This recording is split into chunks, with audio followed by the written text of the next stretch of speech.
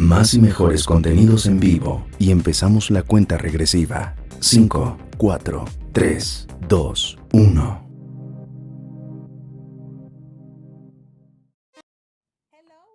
Hola, ¿qué tal? Soy Daniela Moreno y hoy tengo el enorme privilegio de presentarles a una leyenda que ha recorrido el abismo y ha regresado con más fuego, más alma, más blues que nunca. Su guitarra no solo vibra, llora, ama, grita y cura. Su voz cuenta historias de lucha, adicción, redención y amor. Un artista que no teme desnudar su alma ni transformar el dolor en belleza.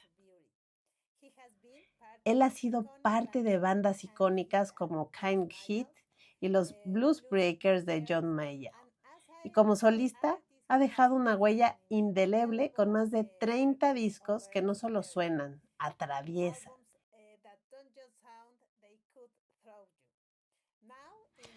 En este 2025 nos sorprende con su nuevo álbum, Sign of the Times, donde denuncia la artificialidad del mundo moderno con una honestidad brutal y una guitarra que parece llorar por todos nosotros. Hoy estoy en el estudio de Rec Programate con el hombre, el mito, el corazón del blues moderno, Walter Trout. ¿Cómo estás, Walter? I am doing great, Daniela, and that was a beautiful introduction. I'm very moved, and gracias.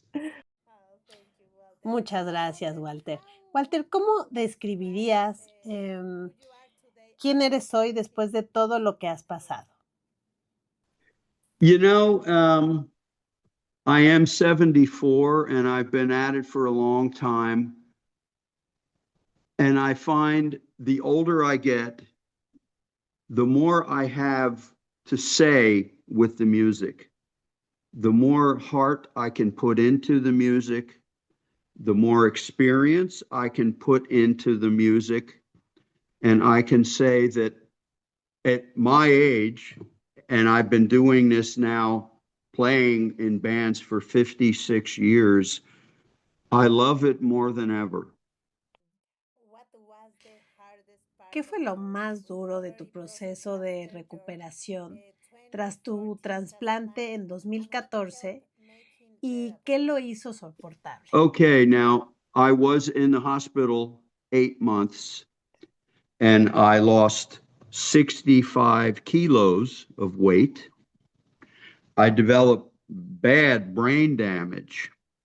So when they finally gave me a liver transplant, I spent months, I had to learn how to talk again, and I had to learn how to walk again because I had been in bed for 8 months, so my legs didn't work.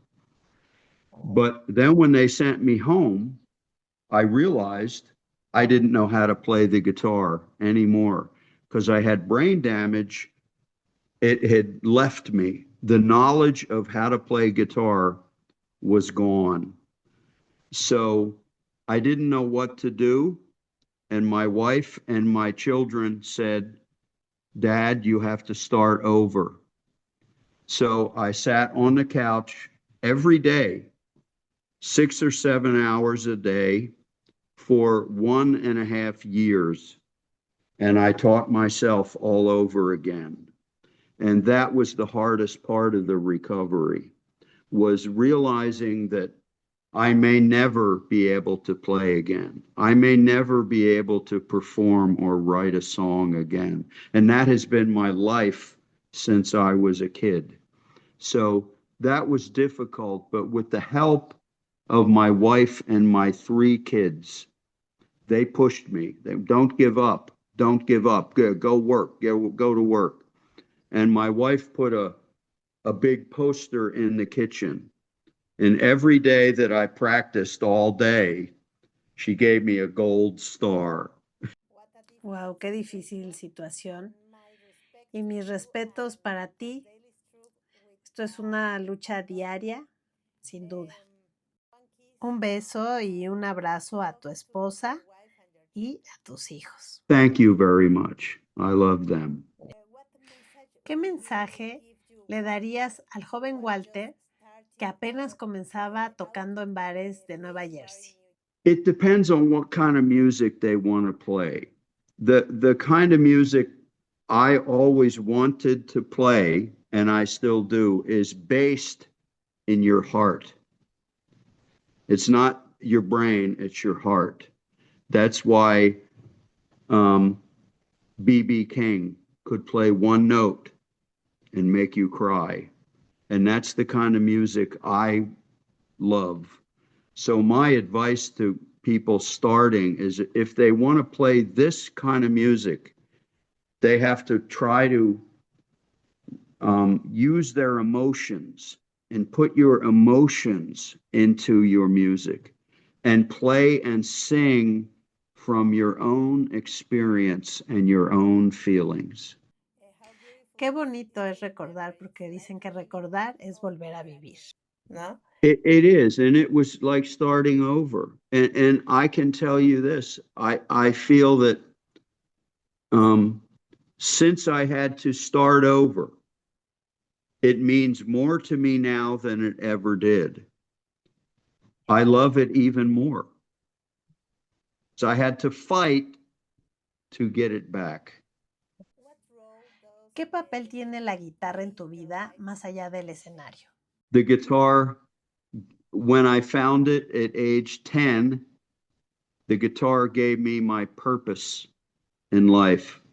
It gave me my self-respect. I realized it came to me easy. I picked up the guitar and I could play it. I knew how to do it. I learned some chords, but I picked it up and the next thing I'm going like this. And I realized I had been given a gift from God. I'd been touched, and it gave me a purpose. It gave me self-respect. It gave me my life. Me gusta mucho la guitarra y tú eres un máster en ello. Broken fue un álbum muy personal. ¿Cómo evolucionaste de él hasta llegar a Sing of the Times? When I wrote Broken with my wife, because she's my songwriting partner, she wrote most of the lyrics of that song, by the way. She and we wrote a lot about personal things, us, me.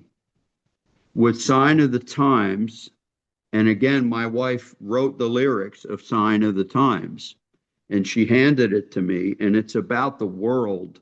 It's about what we are going through in this world right now with wars and fascism and authoritarianism and things like that coming back, things that we thought were in the past. It can be rather dark times in the world. And so she wrote that and handed those lyrics to me. And I said, okay, we're not going to write about me. We're not going to write about us. We're going to write about the world, what we see happening. And so Broken was a very personal album. It was like an autobiography, if you know what that is. That's when somebody writes about their life. It's not written about my life. It's written about what I see, what we see happening. ¿Hay alguna canción tuya que te haya salvado en momentos oscuros? In my life, I feel like there's been a lot of songs that have saved me because especially when I was a kid, I went through some very bad times in my childhood. And this will sound weird to you, but for example, there's a song called Alfie. It's by Burt Bacharach. What's it all about, Alfie? Is it just for the moment we live? That song has gotten me through my life. Wow. The lyrics of that song express what I would love to express. And I'll try to say this without crying. The two lines, I'm sure there's something much more, something that even non-believers can believe in. And when those two lines are sung, I cry like a baby, and it gives me strength to continue in my life. ¿En qué tuviste fe durante esos momentos tan difíciles? I had faith in the healing power of music.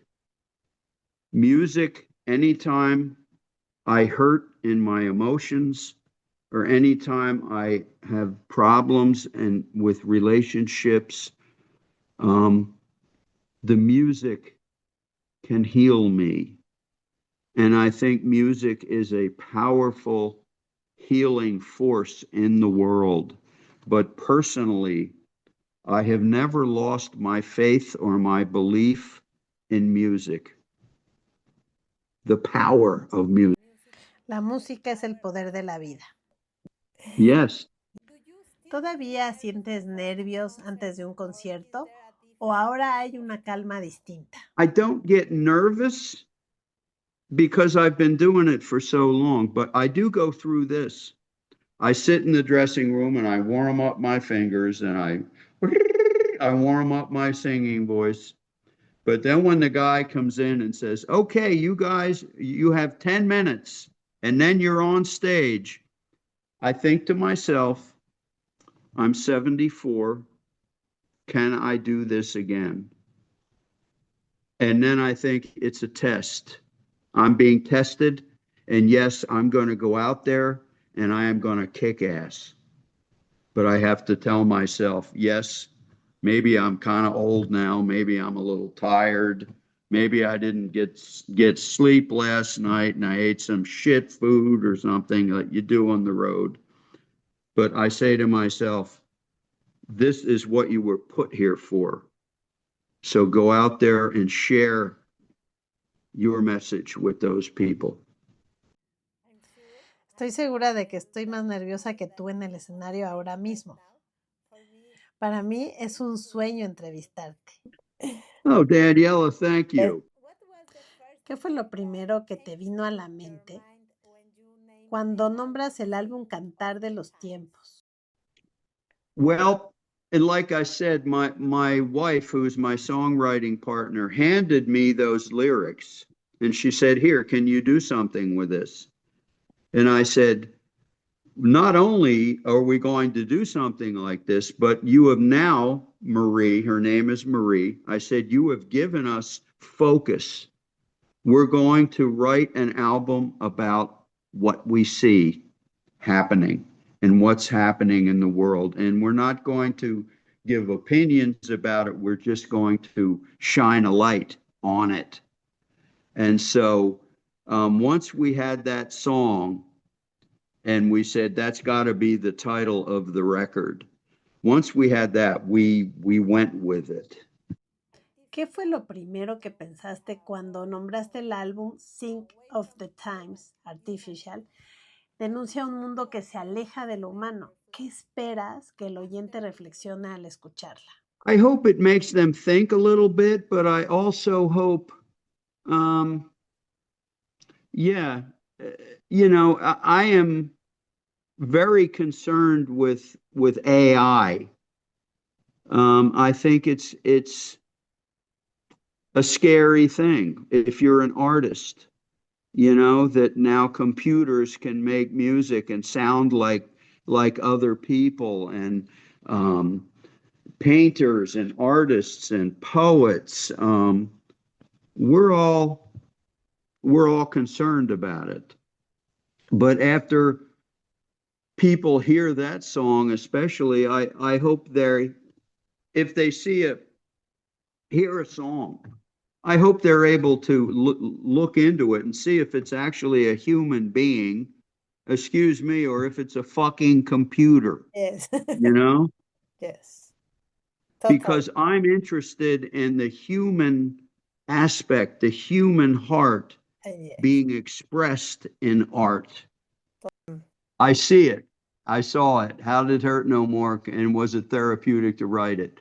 Okay, Hurt No More, I was thinking about in 1975 through 1977, I was a heroin addict in Los Angeles. I didn't even really play the guitar. I just wanted to get high. I was homeless. I was a heroin addict, and I was killing myself, and I was trying to stop the pain that I was feeling from things in my childhood.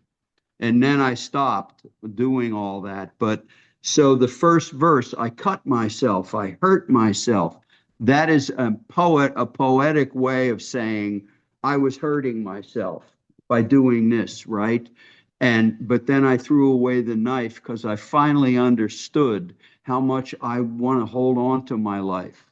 So I had that. I had the first verse.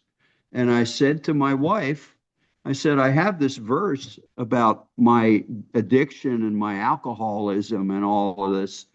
And I said, and I don't know what else to say. I said it. And I gave her the words, and she said, Walter, when you're a drug addict and an alcoholic, you're not only hurting yourself, you are hurting the people that love you. So she wrote the second verse, and then I saw the faces of the ones that really care. I finally opened up my eyes, and I could see them there. And I told them, I don't want to hurt nobody. So it was therapeutic to write, but I have to say the second verse about the other people, that came from my songwriting partner wife. How difficult, but how important the support of family and friends is. It's incredibly important, but you have to start like the verse says, you have to open your eyes and you have to see them, and you have to be ready to accept that love. Sometimes if you don't love yourself, it's hard to accept love from other people even, right? Totalmente. I Remember tiene una profunda nostalgia. ¿Qué recuerdos reales hay detrás de esta letra? That song is, I'm not trying to be like, I know a lot of people my age, they go, well, hey, the good old days, and the old days were so good. And I go, well, the old days weren't so good. I was a junkie and an alcoholic. I don't think it was good. But what that song is about is when you're young and you're starting, and maybe you fall in love for the first time, and your life is ahead of you, and you have this excitement, and you have this drive to go out and live your life, and it's all there, and it's exciting, and you have this youth. And I know a lot of people of my age now, I see them, they lose that feeling.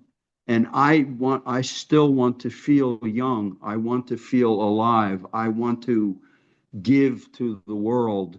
I don't want to sit down. I get old in my body, but not in my head, not in my heart. And that's what the last line, maybe I'm just an old man in love with a memory. No, I have something here, and it lives inside of me. And that's what that song is about, is trying to maintain that feeling of wonder and joy and being young when you're actually getting old. Hablando de amor propio, creo que después de Dios que nos sustenta, el amor propio es básico para poder amar verdaderamente a los demás. Yes, you have to love yourself, and you have to respect yourself. Yes. And I also know that self-respect is something you have to work at. You have to make choices that will not make you not care for yourself. We all have choices, Mona Lisa Smile es vulnerable y acústica. ¿Qué querías expresar con esa belleza serena? Well, a lot of times in the modern world, if people think of the ultimate expression of beauty, they think of the painting of Mona Lisa. And I was thinking of my wife, and there's times she can smile, but I see maybe she's sad in her eyes. So that's my way of saying, come on, baby, I love you. let me help you, let me comfort you because you're smiling, but I see behind the smile, you have some sadness today. So it was written for her. ¿Cómo fue volver al estudio con esas emociones después de lo que viviste en la última década? Going into the studio with a band, I always love it. Um, because I find that when I go into the studio with my great band, I can really express what I want to say, and it's therapy for me. Music has always been therapy. I've had a lot of things that go on in me from my childhood, from violence in my childhood, and the music has saved me. ¿Qué canción del álbum fue la más emotiva para grabar? Mona Lisa's Smile, by far. Te estás preparando para una gran gira por Europa y Estados Unidos. ¿Cómo se siente reencontrarte con tu audiencia después de tantos y tantos años? I love it. I love those people. And after all these years that I've been doing this, they still come out and they clap for me and they send me this energy and this love. And it's the most beautiful thing in my life that I can experience, Walter, cuéntame sobre las cosas nuevas que vienen en este increíble álbum que saldrá el 5 de septiembre. Okay, I see it. Well, what you've got here is 10 new songs that I have written, and some of them I've written with my songwriting partner, who is my wife. And we write very easy together. We've been together 35 years, and we know each other very well. And I think this album is, like I said earlier, it's trying to shine a light and point you in the direction of kind of what's happening in the world, and that we're in a time that is very concerning to me. What's happening in the world? There's some things going on now that worry me because I have children, and I think about what kind of world are we leaving to our children. And I would hope we leave them a better world than we were left with, but I don't know if we are. I can tell you this, John Lennon once said that he believes that all the people running the world are insane. And I think he's correct. Have you ever cried on stage while performing a song? Many times. It happens quite a bit, Daniela. I can cry very easily because I'm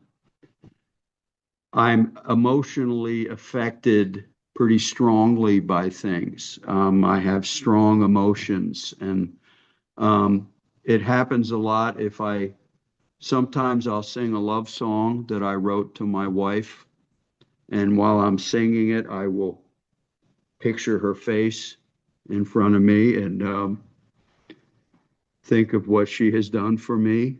And other times, I have some songs I've written about friends and family members who have died. I have to believe the words if I'm going to sing a song. And I only write things that I believe. And when I sing the song, I live the song. And so it happens quite a bit. These days, I do a tribute to John Mayall, who was my musical father and who died a year ago. And he was like a father to me. And I do a musical tribute to him. And a lot of times at the end of that song, I have to stop and wipe my eyes. Es increíble cómo la actuación puede generar emoción. No solemos mostrar que sí. Yes, yeah. It could be a little bar with 300 people in it, or it could be a festival with 30,000 people. And it's different every night, which is, to me, one of the things I love of being on tour is every night it's different. But if you can reach out and you can communicate with them and you can pull them in and make them feel something, you can, there are times, here's a story, okay? I wrote a song years ago called Collingswood, which was a town I lived in. And it's about living with my stepfather, who was a very violent alcoholic, very violent. And my brother and I were in fear of our lives. And at the end of the song, I talk about how even today, I still can't sleep because of it. And in the end of the song, in the lyrics, the spirit of my mother, Wow. the spirit of my mother comes to me and holds me in her arms. And I sang that song in a bar, and sitting in front of me was a big, mean-looking biker guy. This biker Hell's Angel looking guy, and he was sitting there. And at the end of the show, he walked up and he grabbed me and fell into my arms and started weeping. And he said, "Thank you. You wrote my life." Oh. And so it depends. There's not one country. It's different every night. ¿Qué te gustaría que la gente llevara en sus corazones después de uno de tus shows? I would like them, hopefully, to come out feeling like they had an emotional experience, that they felt it in their heart. The only art that I am interested in is what comes out of the human heart. And I want them to feel it. I'm not out to impress them. I don't want them to go, wow. I want them to go, oh, man. Oh, I want them to feel. And hopefully when they come out, they do. And also with the division in the world between right and left, when they're in my show, I want to create a community, and I want us all to come together and be together in our common humanity and not worry about political differences. We're all people. We all have hearts and souls.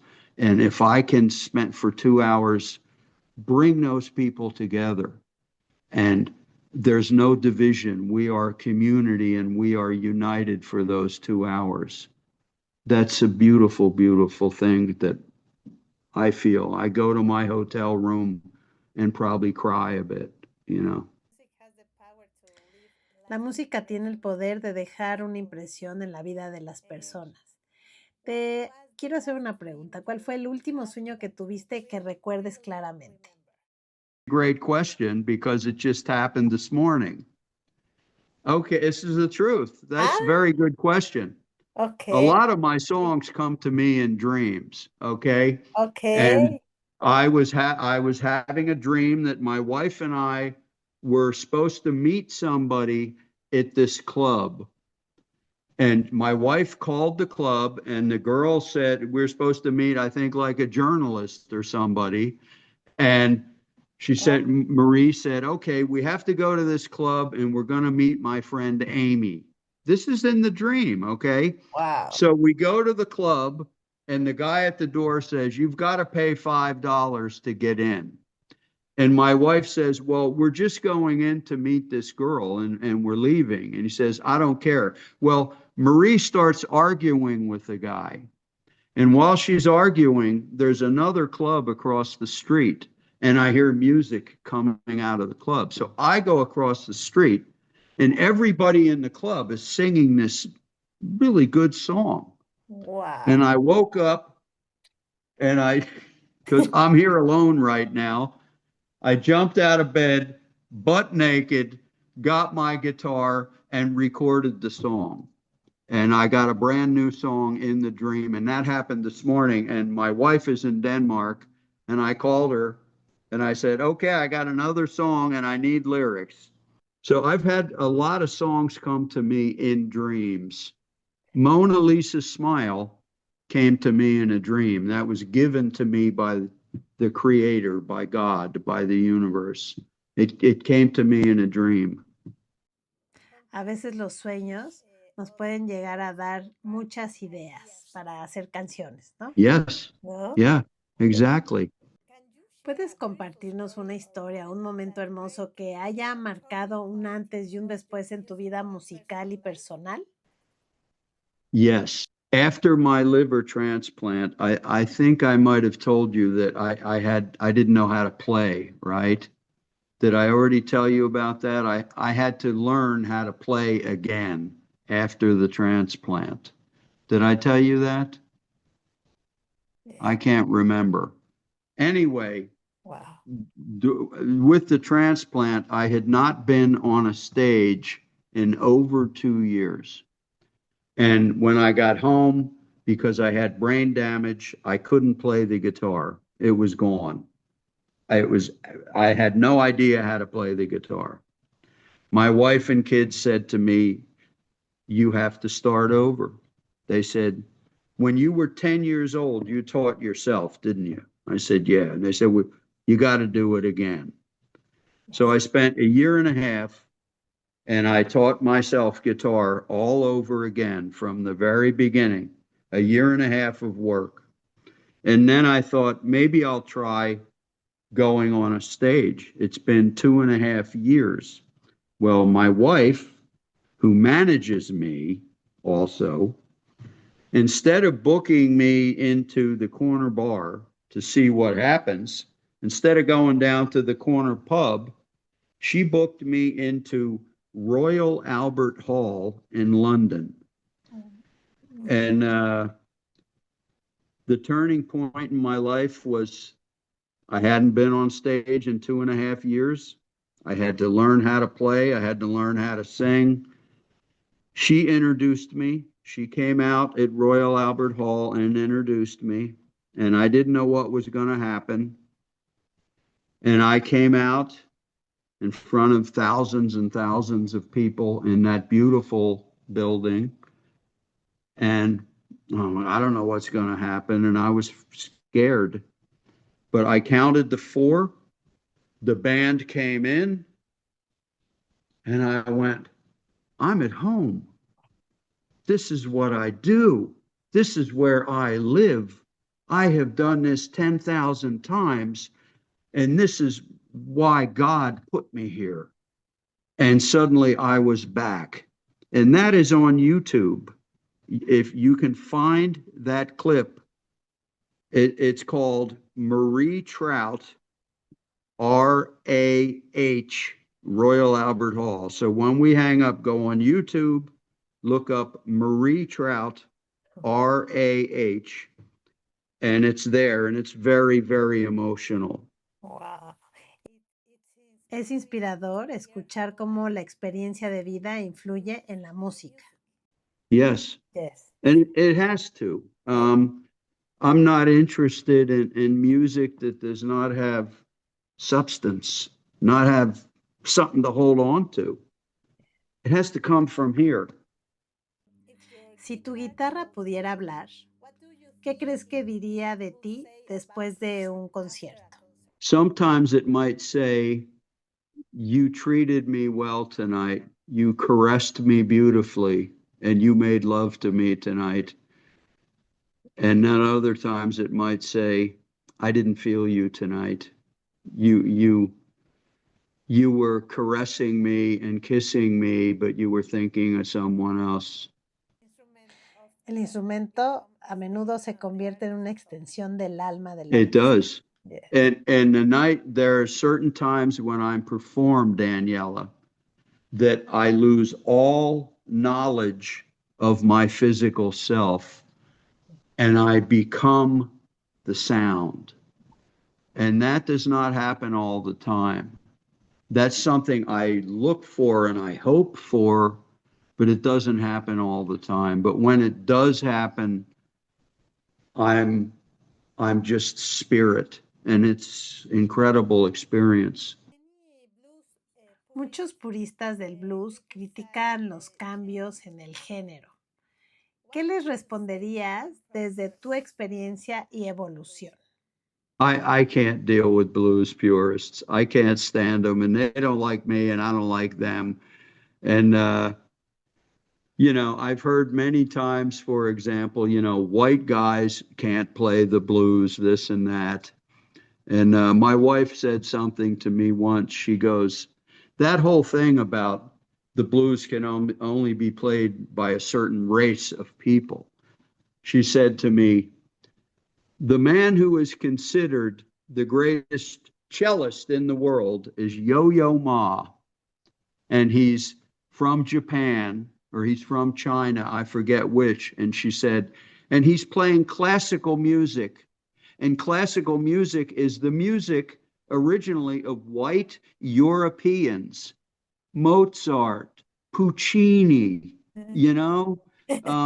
It is the music of white Europeans. So if black people can't play the blues, it's not valid, it's not real. Well, then Yo-Yo Ma can't play classical music because that can only, and it's just such bullshit. It's racial. It's racist. And music has to come from the heart and from your experience. And as long as you're being honest in your music and you're giving them the best you have, that's authenticity. And I don't worry about the purists. I can't, I write songs out of my experience and my heart. And I'm sure when a blues purist hears the song Sign of the Times, he's going to go, what the fuck is that? Is Trout trying to sound like Rage Against the Machine or something? No, but I wrote a song that the music fits the lyrics, you know? Es importante respetar la tradición, pero también dar la bienvenida al crecimiento y al Yes, cambio, ¿no? and any kind of art has to grow, and it has to reflect the times you're in. It's not meant to be in a museum, you know? ¿Qué piensas sobre el lugar del blues? Entre la generación más joven, ¿sientes que está renaciendo o se está desvaneciendo? I think there is a huge group of young blues guitar players, a huge group of them, and they're playing traditional, they're playing blues rock, I think this music is in a healthy place, and I think it will go on. Now, a lot of the fans of blues, you play a blues festival and you look out at the audience, a lot of them are like my age, and we're going to die off soon. So I hope there are enough young people to follow the music. But as far as the group of musicians, there is a whole lot of them, and it's great. There's some great young musicians out there, and some of them are very traditional, and some of them are rocking, So all the different forms of this music are being represented in the youth of today, and it's beautiful. I love seeing it. Las raíces permanecen fuertes y las nuevas generaciones mantienen vivo el espíritu. Yes, exactly. ¿Qué artista actual te gustaría colaborar con él en el futuro? I'm an old guy, and I always go back to the ones that inspired me. So if I could just get up on stage and play one song with the Rolling Stones, I could die happy, Okay. Qué emocionante es imaginar la mezcla de diferentes estilos musicales y energías. Yes, exactly. ¿Cómo es escribir música sabiendo que estás dejando tu legado nota por nota? Writing music for me, Billy Joel said that his songs were like his children, and that's the truth. I understand that. When you write a song, like when Marie and I wrote Sign of the Times, we looked at each other and went, wow. And it's like we had a new child, you know. And so I don't know if that answers your question, but writing is something I want to do more of. People think of me as a guitar player. I want them to think of me as a guy who writes songs and sings, but also plays lead guitar. I would rather be known for my songs and my vocals and my what I do. I'm not just a guitar player, you know. Cada canción se convierte en parte de una historia más grande, que es la casa de los últimos Yes, inviernos. and also something I want to leave behind when I die. Somebody after I'm dead can go back and look through, like this is album number 32 for me. And they can go, wow, look at this guy. He did 32 albums, 30, however many. I intend to keep going. You know, I'm gonna keep playing as long as I can. I'm a driven artist. I'm driven to create. I love it. It keeps me alive. It gives me a purpose. Después de tantas batallas perdidas y victorias, ¿cuál es el verdadero propósito de tu música hoy? The purpose of my music is to just try and communicate emotions, concerns, love, joy. I do, you know, a friend of mine who I've known since I was 12 and who has heard me play music from the time I started when I was a child, she said to me, she heard this album and she said, this album is really dark. There's a lot of darkness. And I say, well, dear, there's darkness in the world right now. And I want to shine a light on it. But the purpose of my music is, in a certain sense, it's just me determined to be an artist. When I was a little boy, I'm going to be an artist. And that's all I ever wanted to be, is an artist. I couldn't paint. I couldn't draw. I thought about being an actor, but that was a pain in the ass because I had to memorize all these play lines. And then I found the guitar, and well, there it is. I can do this. La música se convierte en un lenguaje universal de esperanza y resiliencia. And it is. It is a universal language. I can listen to songs by a great singer who's singing in Spanish, and I don't know what they're saying, but I can feel the emotion, right? Exacto. Walter, si hoy fuera tu último día que pudieras tocar una canción, ¿cuál elegirías y por qué? Oh boy, what a great question. I don't know. I might go back to Girl from the North Country that I recorded on my second album. And the reason I go to that is when I was a boy and I'm in my living room, and I have my acoustic, and my mother would say, hey, Walter, sing me that beautiful Bob Dylan song, Girl from the North Country. And I would sing it to her and she would cry. And after she died, I recorded it on my second album in 1990. And I think I would go back to that song because I was very close with her. She raised me by herself in the face of all that violence and all that violence and terror. There was terror in our house, but she took care of me, you know. Es una elección profundamente personal que revela que significa más para un artista. Yeah. Walter, gracias.